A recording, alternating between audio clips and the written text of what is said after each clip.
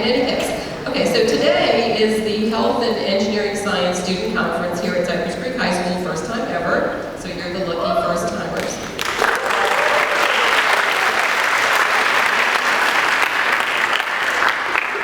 Our opening speaker today is Dr. Keefe Manning. Dr. Manning is a Cypress Creek graduate, so he's a cougar. He has attended Texas A&M University for his undergraduate and graduate degree. He has also attended the University of Virginia Commonwealth University. I can't do it. Virginia Commonwealth University, where he got his Ph.D. in Bioengineering. Biomedical. Okay, I'm going to stop saying when he got his stuff in. I just know where he went, and he can fill in the details for you guys. He now is an associate professor at Penn State University, and he is here because, and actually he's the reason why because he was the kind of the idea behind this conference. Dr. Manning was going to be in town in San Antonio to go to a conference, because you know everybody goes to conferences. This is your first, but everybody goes to them. Anyway, and he still has family here, so he offered to come and share his experiences with our students to help you understand what's so good about high school and opportunities that are open for you. So, without any further delay, I'm going to turn it over to Dr. Manning, and he can fill in all those details that I somehow have messed up. Thank you very much. It's interesting being on this side of things. It's been 20 plus years, and when I was sitting over there, we never had someone come back, 91, not many graduates had really done anything sort of with their lives. But now I look at some of my peers that are out in the world, they are doing amazing things. I just happen to be the one that happened to sort of reach out. But there's a lot of people that are out there that are high school Cypress Creek graduates that have done a lot. So I thought I would take the time to sort of give you a perspective of my career so far. It's only in my 40s, so I still have a lot more to offer, I think, to the world. But I thought it'd be good for you to see, and sort of how I titled my talk, sort of the path of unknowns and the importance of mentorship. I, as you'll see, didn't know a lot. I still don't know a lot. But there's important people in your life. There's important people that are in your lives that will help you and guide you, and you just have to sort of seek them out. And you never know who it's going to be. So I'll just kind of start from the very beginning, or sort of really the current. Where is Penn State? So you know where we are. We're down here right now. We're up in the middle of nowhere in Pennsylvania is where I work. And you sort of zoom in. I like how Google calls us a huge school known for research and service. And that's what Penn State's about. And I'll talk a little bit about Penn State towards the end of this so you can see and Penn State's a typical large university. You can get an idea of really what large universities have to offer. And so we're about 3 hours from Philadelphia. New York's over here, that's about 4 hours. Pittsburgh's about 2.5. Baltimore's about 3, and then DC is about another hour from there. So the Creek years.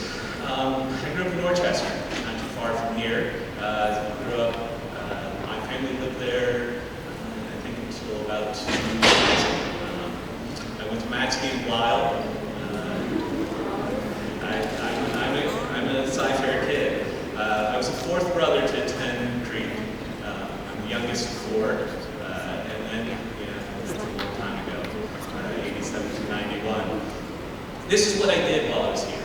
I was a bit of a nerd, shocking professor. But honors courses, I took Spanish AP, Calculus AP. There's another AP course I took. I just couldn't remember which one it was. But these are the other things I did. I was in band, National Honor Society, Mu Alpha Theta, which is a math club, academic decathlon, JETS, which is junior engineering, technology and science, I forget what the acronym stood for, and Spanish club. So I sort of tried to do it all, and this is what we're sort of kind of encouraged to do, and it's important. I ended up graduating summa cum laude in the top 10%. So after 4 years, what did I learn from Creek? More than I realized. And as I sort of reflect on it, you don't really appreciate what you're learning now until you get a little bit older. And that sounds trite, but it's true. You don't know when you don't know. Teachers are here to help you. And I didn't really appreciate that then. I certainly appreciate it now. And they really provide a foundation for your future. Even the ones that challenge you, they're here to help you learn, to find ways for you to learn specifically. And that's important, and you don't really recognize it until later on. Don't underestimate the value of clubs, sports, or extracurricular activities. They help you sort of expand your horizon. And I found that true. Even, I was doing all these things, but I was doing it sometimes because my friends were doing it, or it was something I was really interested in. But it was important later on that I started to recognize that sort of holds true the rest of your life until you get involved in things. I didn't know all the answers, and that was okay. And as I sort of go through my career today, you'll see that I still don't know all the answers. So as graduation loomed, what was the next step? So I'm looking at graduation. What was I going to do? I really had no clue or idea what the next step was. And all I knew was I was attending college. That's what my older brothers did, my father did, my mom attended some college courses.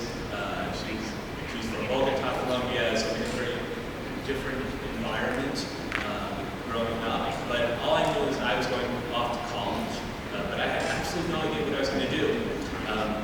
And it's okay to not know now, but I submit that you already know right now what you might be interested in. And that's sort of why you're here today. You're sort of interested in engineering or health science, and that's okay. You have an inclination, so it's important to be passionate about it. And find something that you're really going to engage in later on in life. Keep your options open, and keep your mind open. You never know when you go to college, you might find something that you just didn't know exists. Back in the day, I didn't have internet. It was not really something for us to use as a tool. You have everything at your fingertips. So knowledge is everything. And so you can certainly find out, but there's still some things you may not know. So I went off to college, went to A&M, started off as a computer science major. Mr. Halbert's still here, apparently. I had computer science with him way back when. And so, he probably would be very excited that I started off as a computer science major. Well, that didn't last very long. I went up to A&M the summer before classes were starting, and I started talking to some upperclassmen, and I changed my major already off the bat to electrical engineering. The way they made it sounded cool, sounded interesting. That's what I want to do. That lasted about half a semester. Then I immediately knew I was taking this intro to EE course. This wasn't for me. It wasn't something that I was really passionate about. And so, what am I going to do? I'm a freshman. I'm not happy with my major. How do I figure this out? So my first crossroad finally arrived. I really needed to sort of take ownership of my education, trying to figure out what it is I want to do. So I sought the advice of an advisor. It seems very intuitive, but when you're a freshman at a big university, you're just a number. So you have to sort of start owning your education. And so I thought, okay, well, I have an advisor. He's there for some reason, right? So I should go talk to him. He asked me, what are you interested in doing? I told him I have no idea. That's how our conversation started. And he kind of looked at me, he's like, well, okay, let's sort of step back.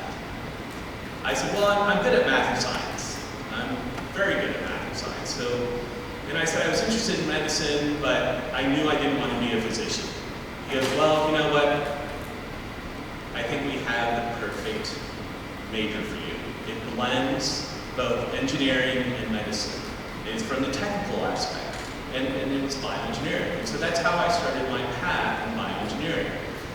So the idea of bioengineering, biomedical engineering, is really taking fundamental engineering concepts and principles and applying them to the body, from the nanoscale, molecular level, cellular level, up to the organ level, trying to understand design technology that will improve or cure disease. And so it was really what I was passionate about. And bioengineering, biomedical engineering are really today synonymous. That's why you'll see some programs in have a department of bioengineering, some programs have a department of biomedical engineering. It's a more historical thing than anything. But it was what I started to realize this is something that I'm finally interested in and has me engaged. And so what did I do over the 4 years? Well, all I did was sort of focus on the curriculum. I needed to complete my major, that was important. Focused on paying for college. I worked the entire time. I worked 20 to 25 hours a week at a bookstore, at a research institute to pay for my college. All of a sudden, a couple years go by, graduation's approaching. All right, so what am I going to do? I'm back to the old question.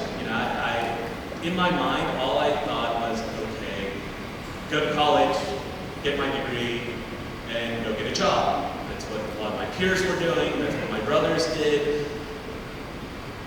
Second crossroad arrived. I need to figure out, well, okay, what do I do? So I just happened again, really didn't exist. Even it was starting to come around. But I saw this notice posted on a bulletin board that had opportunities for summer research. I thought, okay, well, I'm kind of interested in research.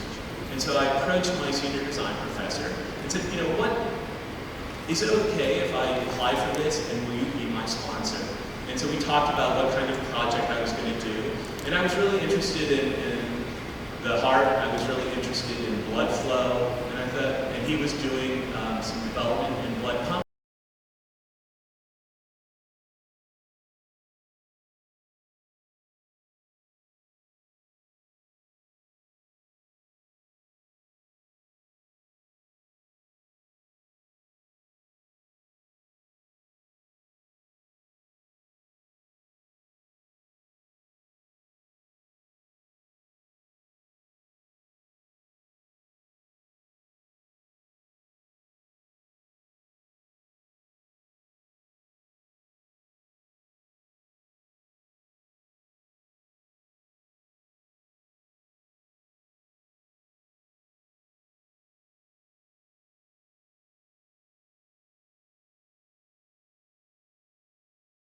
Everything, all opportunities, this is where I want to be. And so he said yes, I applied for it, got it, and it delayed my graduation until fall of '95. So that summer, I was sort of in bliss. I was in a lab, working with graduate students, postdocs, faculty member, and it was so much fun. I could try to do things that I hadn't really thought about doing, and try to think outside the box and apply this knowledge to this project. And so I realized that summer I loved research. That's finally something I was excited about and passionate about. Graduation was coming in the fall. Same question again, what was I going to do? So I really found something I loved, but I really didn't know. My ignorance about higher education was substantial. I just didn't know what options there were. So third crossroad arrived. I talked to my research manager. We had a long conversation about what I was interested in doing. And this is where mentorship is really important. He asked, had I ever considered going to graduate school? I said, no. I said, do you think I'm capable? Yeah, I think you'd be great at it. I think you need to get your master's, and you can do it with me. And I was sort of stunned. I was humble. I mean, this is, it's a mentor that's telling me that I have faith in you and your abilities. And that's really important to find. And you don't know who these people are going to be. They just sort of happen in your sort of paths. And it's important. And so I said, okay, sounds great. Graduated December '95 with my bachelor's, started in January '96 with my master's. So, texting them a second time. This one went a little bit quicker. So he tells me, this is my research advisor, and this is where sometimes mentors sort of are all in with you, and then they say, well, I have to think about myself too.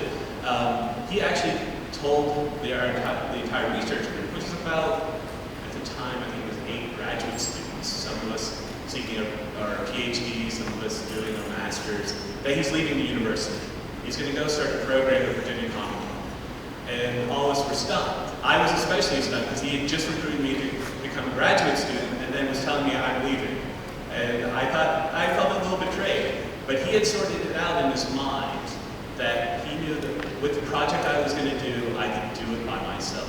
I did my master's effectively by myself in a year and a half. And so I completed it. After I completed my research, the same question arose. What was I going to do next? I still didn't know. I had no idea. So, fourth crossroad. So I spoke to my research advisor again. And while he was in Virginia, I'm at College Station. We had these conversations going back and forth.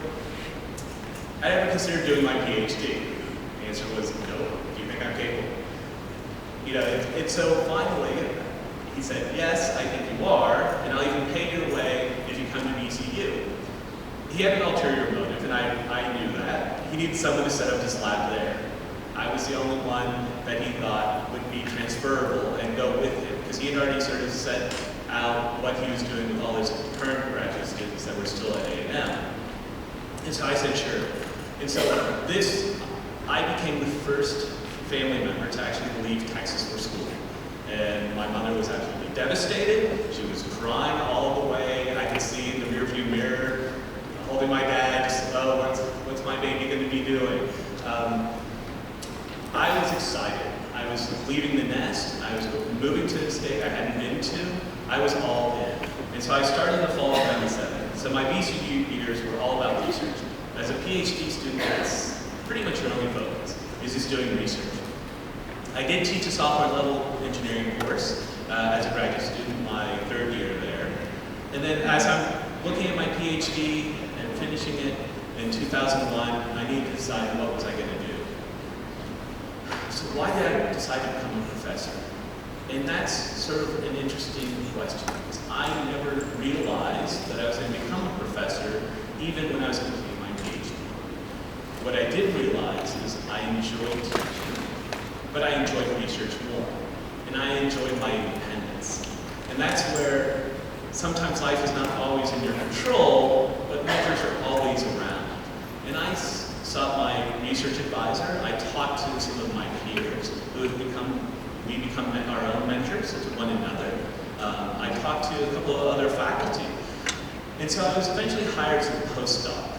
So I was looking at faculty positions, but that didn't work out. And so I was hired at Penn State to do basically more education. It's like a residency with a medical student. You're doing a little bit more education to try to figure things out, learn more skills, and try to use those and parlay those into better positions. So I spent 3 years at Penn State as a postdoc, working in the artificial heart lab. And after the second year, I decided I'm not doing a third year. I'm out. I'm either going to go into industry or become a professor. Luckily, things sort of worked out where Penn State had an opening. I took over the lab because it turned out my postdoc advisor left to go to New York. And so I don't know if people don't like me a lot, but I sure scare a lot of faculty away from me. So I became a professor at Penn State. And so this is where I started realizing how much fun research actually can become. How much fun being a professor and teaching you guys in the future can be stimulating, can be interesting, because it's not, I love a lot about what I do in terms of discovery and what we learn, but I also love watching those light bulbs turn on when all of a sudden through the coursework, the student that's working in my lab has that light bulb go on and say, oh, so that's what you were talking about in class the other day. It actually makes sense now. So I'm going to spend a little bit of time talking about biomedical engineering at Penn State. And it actually all started off with the artificial heart. And I'll talk a little bit more about that in the engineering section later. But this is some of the technology that we've been working on in my lab. And the artificial heart program actually started the year before I was born. So I was just the recent incarnate of one of the group leaders in developing this technology. It's a very interdisciplinary project. There are engineers, there are physicians, there are veterinarians, there are nurses, there's all sorts of backgrounds to try to get this technology to help someone in the hospital. And so we do a lot of computational work. This is a blood pump that we built. We're actually working on a pediatric pump, and I'll get to that a little bit more later. But this is to give you an idea of what other research is ongoing, not only at Penn State, but around the world, this idea of in situ cardiovascular tissue engineering. Oh, by the way, I should tell you that there might be some pictures that may not sit well at 8 o'clock in the morning. This is looking at basically trying to build artificial tissue, but really have it be based on human cells, and perhaps patient cells, to basically regenerate a vessel. And this is going on every day. It's going on here, it's going on at Texas Medical Center, A&M, University of Texas. We're not the only game in town, and I recognize that. But it's to show you that there's so much that's going on there in terms of engineering and applying it to the human body. Musculoskeletal regenerative engineering, trying to build muscle fibers and novel scaffolds. You can sort of see there's a little movie here of how tissues are growing and the cells are starting to infiltrate in the tissue. Using mechanics, which is a very engineering background, and biology, and really this new term mechanobiology, trying to understand how cardiovascular disease advances over time. How can we prevent it from doing so if we were to infiltrate the arterial wall with different drugs? Basically using nature to help us build new technology. So here's a muscle-inspired tissue adhesive to try to sort of help seal wounds in the battlefield and so forth. Looking at the various cellular level. I have a colleague that looks at molecular motors. I had no idea what he was talking about, and he started showing me that these motors actually help attract and move cells along a substrate. And this is sort of true of every engineering, biomedical engineering program, is that you have your core coursework, you have your optional coursework. With our program, we have biomechanics, biomaterials, biochemical, and then you end up with this BS and B&E. So what do biomedical engineers do? What does my field really do? We design and construct medical devices. We develop and study computational models of physiological systems. We develop new diagnostic equipment and software. We sort of coordinate and interface both the engineering and medical fields. We can speak both languages. We study basic science and physiology, really from that engineering perspective. We need to quantify things. And so we do that in a way that helps us understand and improve the technology along. And so where do biomedical engineers work? Industry, hospitals, universities, government, and certainly law firms. Patent lawyers are becoming increasingly more biomedical engineers. And so what do students do after graduation? It's basically almost everything. And it's possible because you have such a breadth of information at your fingertips that between the engineering and the health science, that you can go basically anywhere you want to go. And you really need to find that passion. These are just some examples of some of the industries and universities where our graduates go, but this happens to be regional. You can see Texas A&M up here, Rice, and so forth. So I wanted to sort of give you a perspective of really one of my students, recent graduate, and what he sort of did in his undergraduate education. And so he ended up working on a project that was sponsored by a company. And so he spent a summer and a half, a summer and a semester basically taking data for this company, NCON. That's sort of an introduction. So learn from experts in the field, and then he actually presented at a conference and presented at a couple of conferences. And so he's taking what he did in the lab, summarizing it, distilling it, and then presenting it in front of other academics, clinicians, surgeons, to try to help them understand what it is that we're developing, bringing that technology to the hospital. And so we use a lot of experimental techniques. This is a pediatric device that we're working on for a little baby. It's about 12 milliliters in volume.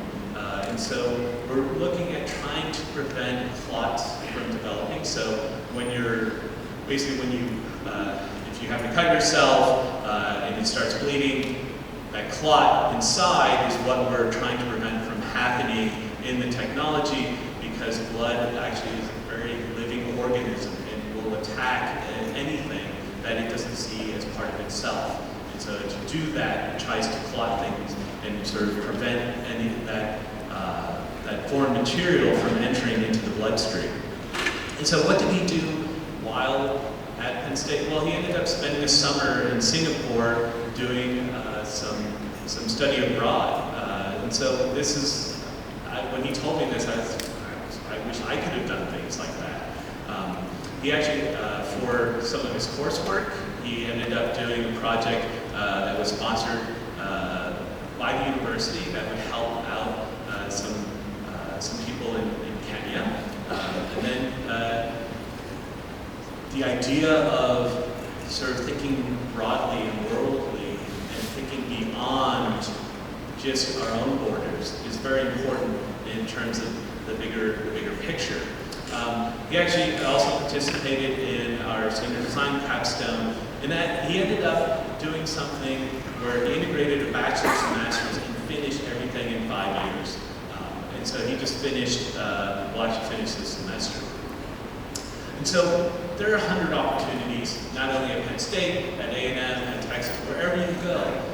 Think about the broader picture. Think about those extracurricular activities. Don't just focus on the curriculum. I tended to focus on the curriculum, but I was also working at the same time. I think I did 1 or 2 clubs outside of that. I didn't pay a lot of attention to it. And in retrospect, I wish I would have been more involved. Seeing what students do today, it's amazing where they find the free time. So take-home messages. Enjoy your Creek years, but keep in mind the future is looming. It really isn't as scary as you might think. Mentors are out there and willing to help you. You just have to seek them out. They will give you solid advice, but don't just rely on one person. Rely on multiple people. The more information you have, the better equipped you are to making better informed decisions. Not knowing the next path in life is really okay. It's not the end of the world. Sometimes opportunities do present themselves when you least expect it. Take risks.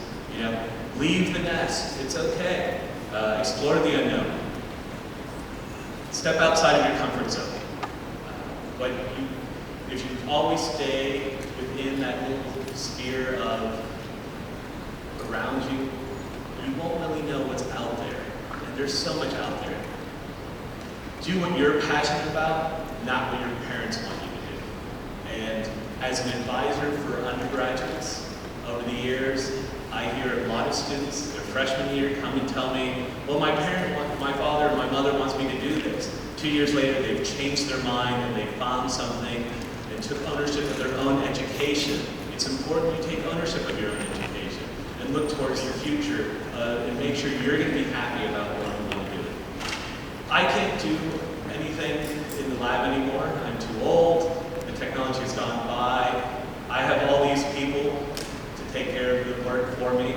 I have a number of undergraduates and graduate students, and then all my collaborators over here, and the funding from the national government helps me do what I do. It's not an easy job, and I spend a lot of sleepless nights, but it's well worth it when a student 4 or 5 years from now tells me, emails me and says, you know, Dr. Manning, I didn't appreciate what you did then and how you helped me out. I do now.